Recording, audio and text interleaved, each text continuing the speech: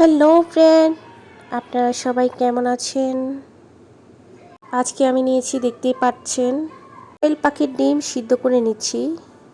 আজকে করব ডিমের কোরমা। এখন তেলে একটা এলাচ ফেটে দিয়েছি, তারপর পেঁয়াজের বেরেস্তা করে নিয়ে তারপর টমেটো পিউরি, রসুন পিউরি, আদা পিউরি দিয়ে দিয়েছি একসাথে। হলুদের গুঁড়ো, মরিচের গুঁড়ো আর মশলার গুঁড়ো পরিমাণ মতো আমি দিয়েছি। ভালো করে মশলাটা এভাবে কষিয়ে নিচ্ছি। পরিমাণ মতো লবণ দিয়ে দিচ্ছি। এখন একটা বাটার দিয়ে দিচ্ছি প্যানের মধ্যে। ডিমগুলো খোসা ছাড়িয়ে নুন হলুদ মেখে রেখে দিয়েছি।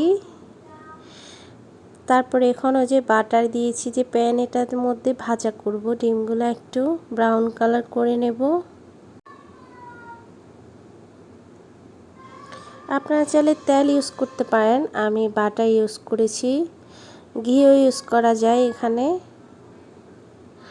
এই যে ভালো করে একটু ভাজা করে নেব।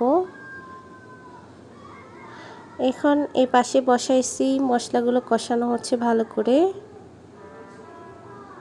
এই অবস্থা হয়ে আসলে আমি গরম করা গরুর দুধ দিয়ে দেব।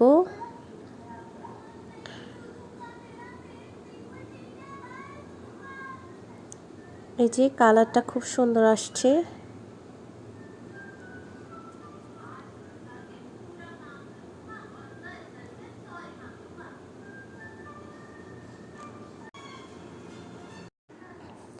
এই যে বলক উঠে আসলে আমি ভেজে রাখা ডিমগুলো দিয়ে দেব। এখন এভাবেই দিয়ে দেব।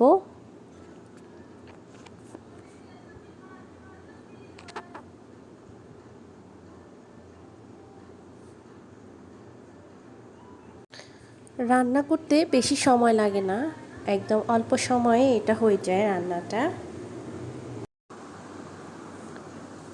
এই যে পেঁয়াজ বেরেস্তা দিয়ে দিয়েছি, তারপর দিয়ে দিয়েছি কয়েকটা বাদাম। আমার রান্না কমপ্লিট। একটু কয়েকটা ধনেপাতা দিয়ে দেব কুচি করে রাখা। এই যে দিয়ে দিচ্ছি। আমার রান্না কমপ্লিট।